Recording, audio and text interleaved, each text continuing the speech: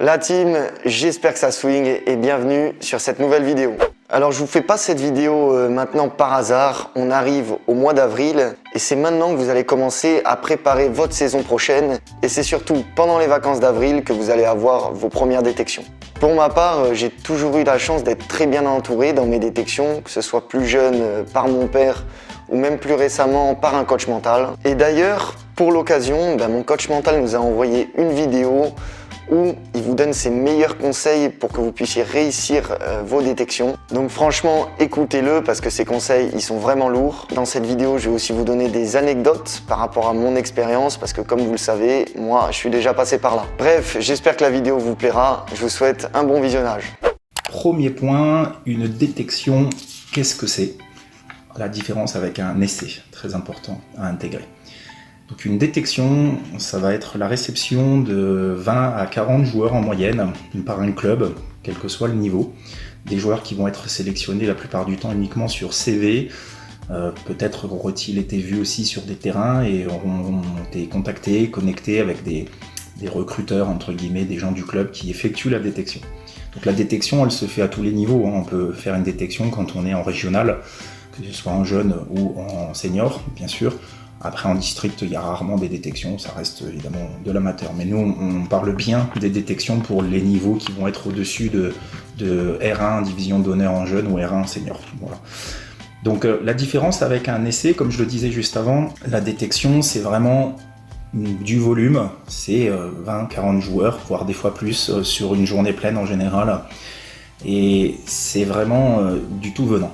Voilà, il y a une petite sélection, comme je disais, mais les clubs sont assez larges pour faire venir. L'idée, c'est de découvrir des jeunes qui seraient passés à travers les mailles du filet, bien sûr, jeunes ou moins jeunes. Un essai, ça va être quelque chose qui aura beaucoup plus de valeur en termes de qualité. Bien souvent, d'ailleurs, la détection va ouvrir la porte à un essai. C'est-à-dire que vous allez pouvoir vous faire repérer avec des qualités globales sur une journée.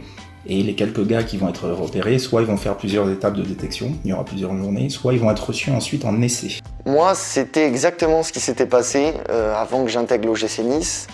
D'abord, j'avais été convoqué en gros à une détection, donc tout simplement un match avec énormément de joueurs aussi convoqués. Et suite à cette détection qui s'était bien passée pour moi, ils m'ont proposé de revenir tous les mercredis avec le groupe d'entraînement et donc là j'ai été mis pendant une période tout simplement à l'essai. Donc on peut voir que c'est cette détection qui m'a ouvert les portes pour faire un essai. Alors un essai, c'est une intégration dans le groupe, dans l'équipe du club concerné pour une période de 1 à 4 jours, 5 jours des fois, où là on va pouvoir voir l'ensemble de vos qualités et également votre comportement sur 5 jours. Parce qu'il est clair que sur une détection, sur une journée, on peut un petit peu tricher sur sa personnalité. On le fait tous, quelles que soient les situations, pas seulement dans le foot, on présente toujours notre meilleur visage. Et sur un essai, ça va être un peu plus dur pendant quelques jours de présenter autre chose que sa véritable identité profonde. C'est exactement comme le premier rendez-vous avec une meuf. On arrive, on est en bon petite chemise bien coiffée, elle voit que nos qualités. Alors que quand elle vient une semaine à l'appart, t'es pas coiffé dans ton salon, en caleçon en train de jouer à FIFA. Crois-moi, c'est pas la même. Donc la détection, comme je disais, il faut s'attendre à arriver avec des niveaux divers et variés, c'est-à-dire que vous ne serez pas du tout associé avec des garçons qui sont de votre niveau, forcément, il y aura des bien plus forts que vous, des moins forts, et il faut s'adapter à cette qualité globale. Il faut sortir du lot au milieu de garçons qui des fois ne parviennent pas à jouer ensemble, forcément, puisqu'on se connaît depuis quelques minutes seulement, donc c'est pas toujours évident d'avoir des automatismes immédiats. Et donc il va falloir vraiment individualiser sa prestation, tout en étant bien sûr dans un esprit collectif. Ensuite, nous allons attaquer le point qui est très important, je pense, celui d'arriver sans pression. Une détection, c'est une détection, c'est une journée simple. Je pense que la meilleure façon de l'appréhender, c'est vraiment d'y aller pour le plaisir, avant tout, avec certes un objectif, bien évidemment, mais si l'objectif principal, c'est de kiffer, c'est de se dire « j'ai une journée de football en plus », avec des gens que je connais pas, ça c'est plutôt sympa, c'est vraiment prendre la nouveauté, prendre le plaisir plutôt que prendre la pression et prendre l'obligation de réussir. Cette obligation de réussir qu'on s'impose à soi-même, c'est sûr, c'est un objectif, encore une fois, on y va pour un but bien précis. Mais si cette obligation en soi, elle est trop importante, elle risque de nous brider. Elle risque clairement de mettre à mal notre côté très libéré dans le jeu. Et lorsqu'on est moins libéré, évidemment, nos capacités s'expriment beaucoup moins. Les dribbles éventuels vont être moins fluides, les passes vont être moins réussies. On va avoir pas mal de petits gestes de frustration lorsqu'on va louper quelque chose. Et ce sont ces petits détails-là qui vont faire que peut-être vous ne retiendrez pas l'attention, alors que vous avez justement des qualités en temps normal. Donc il est vraiment important de ne pas anticiper une détection avec une pression folle. Ça reste qu'une détection, vous pouvez en faire 3-4 par saison, c'est en général entre avril et juin que ça se passe. Et il faut y aller en se disant, petite expérience agréable. L'objectif c'est de prendre du plaisir, c'est évidemment de se montrer un peu, mais c'est d'être content de ma journée. Si déjà je suis content de ma journée sur tous les points, eh bien c'est top. Et le reste, ce sera du bonus. Si je suis repéré grâce à ça, tant mieux. Si je ne le suis pas, c'est une expérience et je vais en tirer les apprentissages afin de renouveler l'expérience, mais de meilleure manière derrière. Donc n'hésitez pas à solliciter 3-4 clubs, à vous renseigner et à y aller crescendo. Les premières sont des tentatives et puis plus j'avance, plus je me dis que je peux réussir. Mais ne vous mettez pas la pression. Ça va vous bloquer plus qu'autre chose, je pense, très honnêtement. Et vous crisper. Et la crispation n'est pas appréciée par les observateurs. Moi, le meilleur exemple, c'est quand j'ai fait ma détection pour intégrer le centre de formation à Istres. En gros, à ce moment-là, j'avais déjà 2 clubs de 17 NAS qui étaient intéressés par moi, dont un qui me voulait vraiment. Donc je suis parti en détection, mais tranquille, sans aucune pression. Et franchement, j'ai fait une de mes meilleures détections. D'ailleurs, Istres, ils m'ont proposé de signer juste après ça. Et voilà, c'est pour vous dire que le plus important, c'est d'aller libérer sans aucune pression. Et forcément, après, vous allez réussir tout ce que vous faites. En 3, on va parler de comment appréhender justement une détection. Ce qui est important, c'est de comprendre que ça commencera même avant d'arriver sur les lieux. Ce qu'on appelle le conditionnement. Se préparer mentalement avec une petite voix intérieure. Depuis la veille, c'est pas mal. Le jour même, c'est sûr, dès le matin. On se dit encore une fois sans pression, et c'est ça la petite subtilité, c'est à la fois de se préparer, de se parler à soi-même avec la voix intérieure, c'est ça le mental, c'est la voix intérieure, tout en ne se mettant pas à la pression. Moi par exemple, avant chaque événement qui a un minimum d'importance dans ma vie, j'ai toujours une routine qui me permet de me préparer. Ça veut dire tout simplement, la veille je vais me coucher tôt, je vais toujours écouter à peu près le même type de musique. Et pour ça, tout le monde est différent et doit être capable de trouver sa propre routine qui lui correspond. Sans pour autant, comme Julien vous a dit, se mettre une pression qui est dingue, quoi. Donc la voix intérieure va consister à se dire, voilà, aujourd'hui j'ai une journée sympa, de kiff, comme j'ai dit juste avant. Et puis je vais être décontracté, je vais être bien, mais je vais aussi assurer sur ma posture, sur ce que je vais dégager. Donc la posture, c'est souvent corporel, bien évidemment, il y a une posture morale, mentale, mais ça s'exprime souvent par le corporel. Le langage non verbal est très important. Donc pensez à sa posture lorsque j'arrive sur place. L'essai, il démarre, la détection, elle démarre. La manière que j'ai d'arriver, de descendre de la voiture, de descendre du bus, d'être ouvert lorsque j'ai une connexion avec une personne du club. Peu importe d'ailleurs leur comportement à eux, des fois ils sont froids, fermés, c'est parfois volontaire pour voir si justement vous allez être à l'aise en toutes circonstances. Et donc la posture globale, c'est décontraction. C'est une forme aussi quand même de confiance en soi, mais non exagérée. Il est très important de ne pas surjouer, de rester le plus naturel possible tout en pensant à quelques détails. Donc la posture, ça va être les épaules qu'on peut ouvrir un petit peu plus comme je viens de le faire par exemple. Ça va être le menton qu'on peut relever légèrement mais pas trop afin de ne pas être non plus hautain ou prétentieux dans la posture. Et en ajoutant ou en gardant en tout cas une décontraction et un aspect naturel. Donc tout ça est de la subtilité bien sûr. On ne vous demande pas ou on ne vous conseille pas d'arriver en gonflant les pecs, les épaules, en faisant le costaud. C'est une erreur que beaucoup peuvent faire et ça va plutôt vous desservir je pense qu'autre chose. Ou en tout cas si ça vous sert, vous allez vite être levé derrière sur des essais comme quoi c'est pas votre vraie personnalité. Pensez à être à la fois naturel et à avoir une posture de personne qui est bien présente, qui est bien là, qui est décontractée tout en étant déterminée. Les deux sont tout à fait possibles. Donc quand vous sortez de la voiture, la manière d'aller serrer la main, c'est important. Regardez les gens dans les yeux brièvement, on n'insiste pas dans le regard, mais simplement bonjour, une poignée de main ni trop ferme ni trop molle. Et puis je suis bien en place, je suis présent aujourd'hui, c'est mon cursus, il passe par là, que je réussisse ou pas, je suis là pour kiffer et c'est du plaisir et on est content de rencontrer les gens. On s'ouvre au minimum, bien sûr, dans les relations, c'est très important et je vous assure que les observateurs vont déjà avoir une idée de qui vous êtes, même sur le terrain, alors que vous n'êtes pas encore en retenue, que vous venez d'arriver que sur le parking. Ensuite, point très important, comme on arrive avec une quarantaine de joueurs, on se dit il faut que je brille, il faut vraiment que je sorte du lot, c'est compliqué, il y a du monde. Eh bien, cette façon de penser risque de vous amener, si elle est trop présente en vous, à une volonté d'être extrêmement individualiste, de dire je vais montrer l'étendue de mon talent, je vais amener des dribbles, des skills comme on dit, et puis je vais enflammer tout ça. Voilà, ça c'est une erreur, je pense, très honnêtement, que de vouloir trop briller. Si vous voulez trop briller, vous allez majoritairement dégager l'image d'un garçon qui est imbu de sa personne, qui est évidemment individualiste, et c'est vraiment pas ce que recherchent les clubs aujourd'hui. Ceux qui peuvent encore le penser sont dans l'erreur. Évidemment que la recherche de qualité technique, conduite de balle et dribble est importante pour les niveaux supérieurs. Mais vous avez plein d'équipes qui vont avoir aucune individualité magique, j'allais dire, qui sont des génies dans le dribble, et qui vont très bien fonctionner. Car le collectif est toujours plus important dans un sport collectif. Ça paraît évident, mais il est bon de le rappeler. Vous êtes un dribbleur, vous avez des qualités de conduite de balle, très bien. Utilisez-les avec parcimonie lors d'une détection, et ça c'est valable d'ailleurs pour l'ensemble de votre carrière, si je puis dire.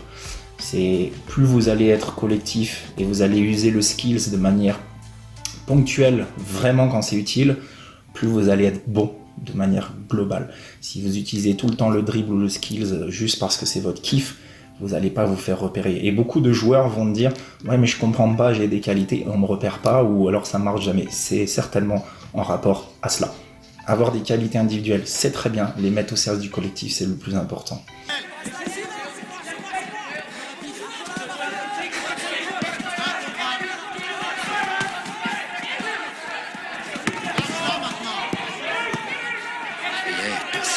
Passe le ballon. Passe-le, allez. Ah. Viens par là. Quand je te dis cours, je veux que tu cours aussi vite que tu peux, tout droit vers le but. Compris? Ok. Cours. Reviens. Qu'est-ce que tu en retiens? Eh ben, qu'on peut aussi marquer du milieu de terrain. Non. Que le ballon avance plus vite que toi. Ici, on le fait tourner. Tu saisis ça? Ouais. C'est un groupe, pas un one-man show. Donc le point de vue collectif est essentiel. Faire briller les autres nous fait briller soi-même. C'est très important. Quand on fait briller les autres, on brille soi-même. Et on peut penser, oui, mais moi je fais des passes et les mecs ils font rien derrière. Mais croyez-moi bien, un observateur, il voit quand vous faites la bonne passe, il voit quand vous avez la bonne vision de jeu. Tant pis si derrière ce n'est pas suivi, tant pis si derrière c'est mal reçu, mal contrôlé, pas exploité. La passe décisive, comme on dit, dans la tête d'un observateur, même si le gars n'a pas mis le but, par exemple derrière, c'est une passe décisive. Parce que vous avez mis le gars sur orbite, tant pis qu'il ne l'ait pas fini. Et croyez-moi bien, l'observateur n'a pas besoin que le mec finisse pour comprendre quelle était la qualité de votre passe. Donc, ne vous frustrez pas en disant je donne les ballons aux mecs, ils finissent pas donc je vais les finir tout seul. Vous pouvez évidemment les finir tout seul à un moment donné, c'est important. Mais vraiment, la qualité du joueur est vraiment reçue par l'observateur, peu importe ce que les autres vont faire derrière. Donc pensez toujours à les faire briller, et tant pis si eux ne brillent pas avec vos ballons. Vous brillez quoi qu'il arrive. Sachez-le, le regard est vraiment individuel, et au bout de 5-6 belles passes, même si elles ne sont pas exploitées, vous allez avoir un point qui va être noté sur les tablettes des observateurs qui vont tiens, ce garçon, toujours dans le collectif, toujours la bonne passe, ça sort du lot en détection notamment. C'est toute la différence qu'il y a entre une détection et un match. En match, l'objectif, on va dire, c'est de gagner. Et si tu te retrouves face au but et que tu as un pote qui est très bien passé à côté de toi, mais que tu penses qu'il ne va pas être capable de la mettre, bah essaye de tirer et de marquer toi. Alors que dans une détection, si ton coéquipier il est à côté de toi et mieux placé, même si tu sais qu'il ne va pas la mettre, mets-lui quand même pour montrer que tu avais vu que le jeu il était ici. On arrive au point 5, c'est la connexion immédiate avec mes coéquipiers de détection pour créer une aura, un leadership qui vont être ces deux points-là très appréciés. Donc comme je l'ai dit, vous arrivez avec que des gens que vous ne connaissez pas, vous n'avez jamais joué ensemble pour la plupart du temps en détection, et vous allez devoir créer une connexion immédiate. En quelques minutes, souvent pendant l'échauffement, les équipes vont être constituées, car une détection, c'est souvent des séquences de 30-45 minutes de jeu où on fait tourner 3-4 équipes différentes. Donc les équipes sont généralement constituées pour la journée, et vous allez avoir 30 minutes maxi pour vous connecter avec vos collègues de l'équipe du jour. Beaucoup vont être par timidité, c'est normal, c'est très humain, on est tous un peu timides et sur la réserve au début, on attend d'avoir un peu de connexion naturelle avec les gens.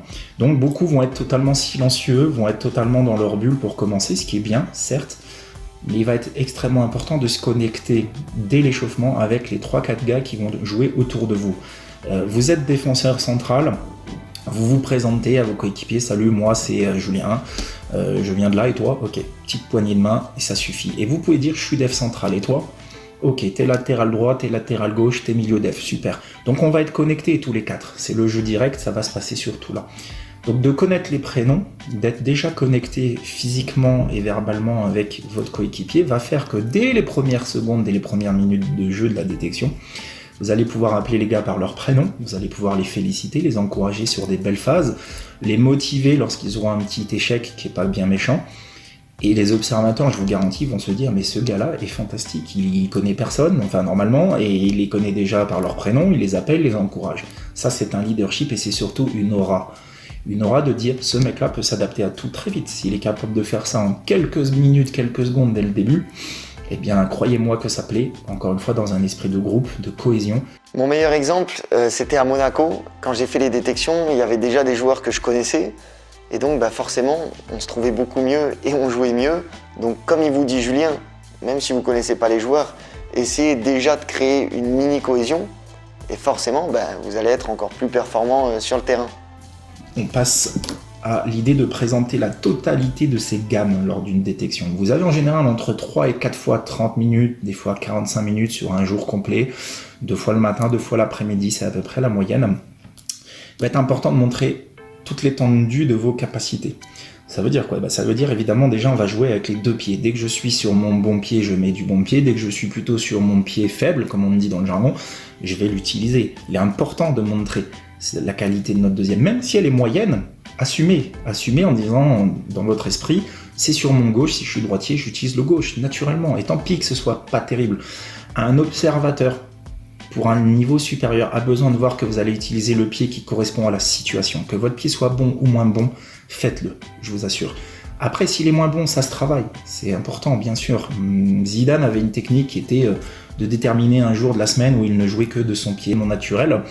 Et c'est ce qui a fait aussi sa qualité du pied droit, parce qu'il l'utilisait au moins une fois par semaine, en permanence, pendant la séance. De mémoire, il était gaucher, il utilisait le droit, et vous avez vu qu'il pouvait tout faire. Voilà, donc c'est un exemple extrême, mais utilisez bien vos 2 pieds. Quand la situation impose le mauvais pied, faites-le que votre pied soit bon ou pas bon.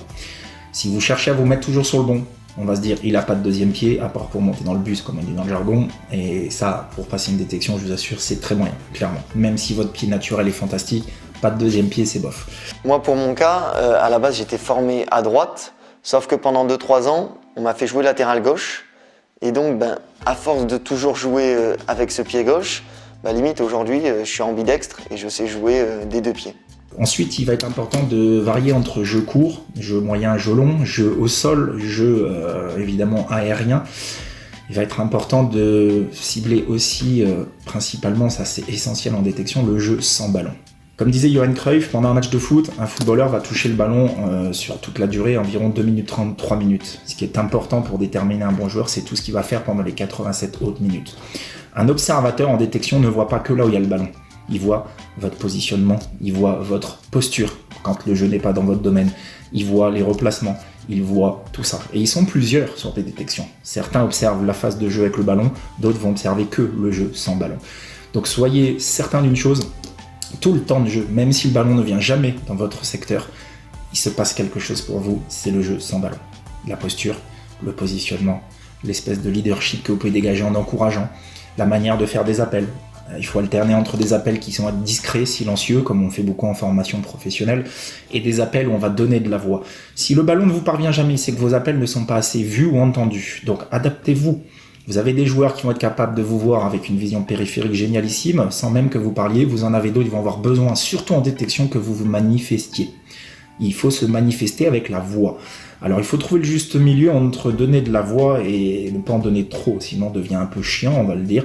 Et les observateurs sont pas fans du mec qui fait que tchatcher non plus. Donc trouvez le juste milieu, c'est important, mais manifestez-vous. Mais attention, pour ceux qui sont en centre de formation, Ça, c'est les consignes que tous les coachs disent. Ne surtout pas appeler son pote en disant « là, je suis seul » ou quoi.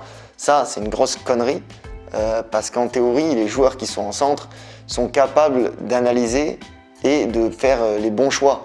Et très souvent, si, exemple, on l'appelle, on y dit « là, je suis seul », le mec, il aura peut-être une autre idée en tête qui est bonne aussi. Et du coup, il va revenir vers toi. Et là, c'est déjà trop tard. Ton appel, il est mort. Et du coup, à cause du fait que tu l'aies appelé avec la voix, il a fait le mauvais choix, alors que son choix de base était bon aussi. Sans pour autant enlever la communication, parce que c'est super important, par exemple, de dire si un joueur est seul ou si ça arrive dans son dos. Pensez-y, je montre tout ce que je sais faire. Le jeu aérien, évidemment, n'hésitez pas à aller à la tête. Trouvez un moyen de montrer toutes vos qualités. De dribble, de conduite de balle, de première prise, première orientation. Calmer le jeu, accélérer le jeu, transmettre immédiatement, garder un petit peu, éliminer. Voilà, montrez l'ensemble de votre gamme de jeu, c'est essentiel lors d'une détection. Même si c'est mal amené, vous avez essayé, et moi je pense personnellement que quelqu'un qui veut tout me montrer dans la journée, même s'il se loupe, j'apprécierais beaucoup plus et je pense que beaucoup d'observateurs sont attentifs à cette faculté-là. On va arriver sur le fait d'accepter les loupés. On loupe tous des choses dans notre quotidien et lorsqu'on est observé, on n'aime pas trop ça, bien sûr, c'est normal. Mais je vous assure que si vous vous libérez sur cette idée-là, vous allez éviter d'avoir des gestes de frustration. Le geste de frustration, je loupe une passe, c'est vu, c'est déjà vu de toute façon par l'observateur. C'est pas parce que vous allez avoir cette réaction de « Ah non, mince, fait chier » que l'observateur se dit « Ah mais il voulait bien faire, je le vois dans sa frustration, donc je ne compte pas la passe qui n'est pas faite. » C'est même contre-productif. Parce que quand vous montrez une frustration, vous donnez un deuxième repère visuel à l'observateur pour lui ancrer dans l'esprit que vous venez de louper quelque chose. Si vous loupez, il le voit une fois. Si vous vous frustrez, il le voit 2 fois. Si vous loupez et que vous êtes tout de suite sans aucune réaction de frustration, vous replacez tout, il le voit qu'une fois. Et ça s'imprègne beaucoup moins dans l'esprit de l'observateur. Le geste de frustration va venir ponctuer, entre guillemets, un échec de votre part et va venir l'amplifier. Un échec, il y en a dans tous les niveaux, un contrôle, une passe, une finition, peu importe, un placement, une erreur tactique.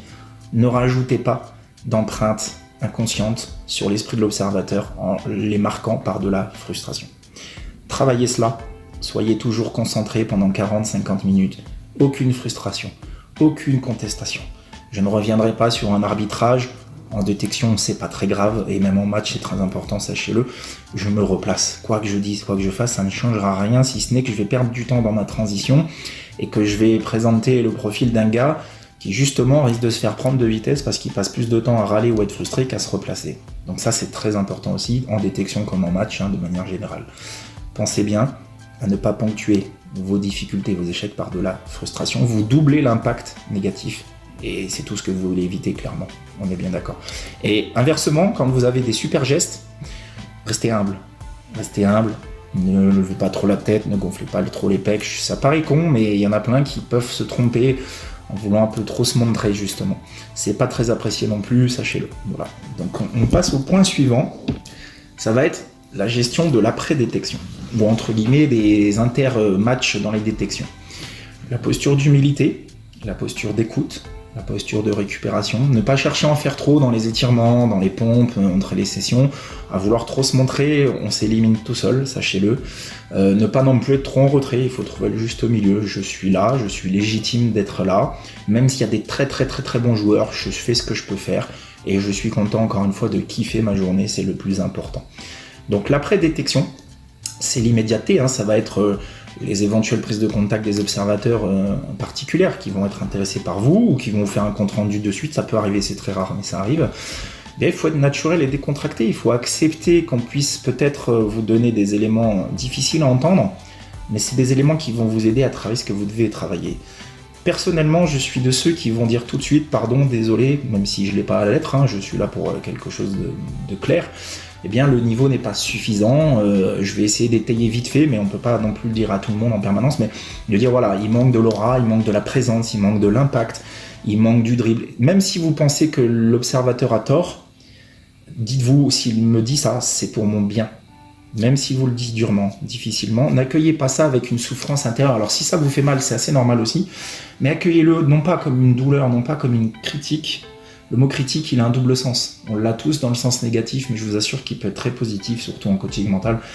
Tout ce que m'envoie l'entourage, il y a une raison, il y a quand même un sens, il y a quand même une origine, et c'est à moi d'aller le chercher malgré la douleur.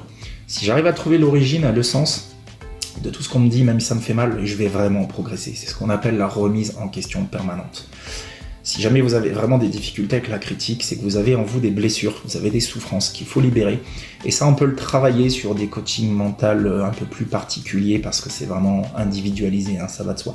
Déjà, c'est très confidentiel et on peut le travailler ensemble. Donc justement, les conseils personnalisés, c'est d'apprendre à se connaître soi-même, d'être très lucide sur soi-même. On a toujours peur d'être jugé, on se protège avec notre ego, surtout dans le milieu du foot. Et c'est à la fois ce qui peut nous faire réussir, c'est vrai, je suis d'accord, mais c'est aussi ce qui va être un plafond de verre. Quand on arrive à certains niveaux, des fois avec l'ego est trop fort, c'est ce qui va nous empêcher de continuer. Des réussites exceptionnelles avec le tout ego, il y en a, mais je vous assure que c'est pas forcément la meilleure piste et la meilleure clé. Il faut comprendre ce qu'on est soi-même au fond de soi et rester parfaitement aligné avec ce qu'on est. Faire du mimétisme, c'est ne pas avoir de personnalité. Et on pense que être discret, humble, c'est ne pas avoir de personnalité. Parce qu'on a associé avoir de la personnalité à j'en envoie plein, j'en envoie du lourd, je suis là, on me voit, voilà, je suis beau gosse, je me la pète, enfin j'exagère à peine, mais avoir de la personnalité, c'est avoir sa personnalité. Point. C'est être indépendant du regard des autres, c'est s'aimer comme on est et ne pas chercher à devenir quelqu'un d'autre. Quand on est quelqu'un d'autre, on peut faire effet, mais pas très longtemps. Quand on est vraiment soi-même, qu'on soit dans l'ego ou dans l'humilité, c'est là que les choses sont vraiment plus efficaces pour nous. Donc ne cherchez pas à vous transformer, ne cherchez pas à rajouter ce que vous n'avez pas en vous profondément. Il y a des petites subtilités qui existent. Si vous êtes trop tendre, trop gentil dans la vie, vous pouvez être une machine de guerre sur le terrain. C'est des préceptes aussi de coaching mental, de préparation, pour des grands événements notamment, qu'on peut travailler également sur des consultations. Mais le point important, c'est de rester soi-même, de se connaître. Et pour ça, un regard extérieur peut être très intéressant. Il est très difficile de savoir qui on est soi-même. Déjà parce que quand on l'entend, on ne veut pas l'entendre. Ça fait mal, c'est difficile. Et donc on rejette. C'est l'autre qui se trompe, le jugement n'est pas bon, parce qu'il est rarement apporté avec bienveillance, clairement. Donc forcément on va le rejeter, ça ressemble plus à une injustice. Mais je vous garantis, quand on arrive à voir dans toute injustice de la vérité, l'injustice est souvent sur la forme, mais pas sur le fond. La manière qu'on a de nous le dire, des fois virulent, des fois dur. Mais si on prend le fond en enlevant la forme, on prend l'information factuelle, qu'est-ce qui a été dit? Je suis trop individuel, ça m'a fait mal parce que je pense pas que c'est vrai. Mais allez, j'enlève la douleur et ah ok, donc je dois travailler pour être un petit peu plus collectif, tout simplement. Et là on peut remercier l'information plutôt que de la rejeter. C'est un travail sur soi, c'est pas simple, mais ça va aussi faire la différence très vite si vous vous soulagez de cette frustration, de cette souffrance, en comprenant qui vous êtes, ce que vous avez à libérer. Et ça se travaille encore une fois. Donc à vous de voir si vous souhaitez plus d'informations sur ça en individuel. Voilà pour la vidéo réussir sa détection. Des petits conseils généralisés. On peut être plus pointu, encore plus précis, mais d'ores et déjà avec ça vous êtes bien équipé, je pense. Si vous arrivez à tout assimiler, regarder plusieurs fois la vidéo et à vraiment décider d'imprégner tout ça, vous allez possiblement faire la différence bien plus que sans rajouter tout ce qui a été dit dans cette vidéo. Merci à vous. Voilà, j'espère que les conseils de Julien, mon coach mental, et mes anecdotes vont vous servir et surtout que ce format vidéo vous a plu. Pour ceux qui veulent aller plus loin, sachez que Julien peut vous prendre pour des consultations ponctuelles et peut même prendre quelques joueurs en suivi personnalisé. Donc si certains d'entre vous sont intéressés, vous pouvez cliquer juste ici ou alors vous pouvez trouver toutes ces coordonnées dans la description. Bon la team, pensez à vous abonner, à activer la cloche. Si vous avez kiffé la vidéo, faites-moi swinger le pouce bleu. En attendant, moi je vous laisse là. On se retrouve dans une prochaine vidéo. Ciao la team.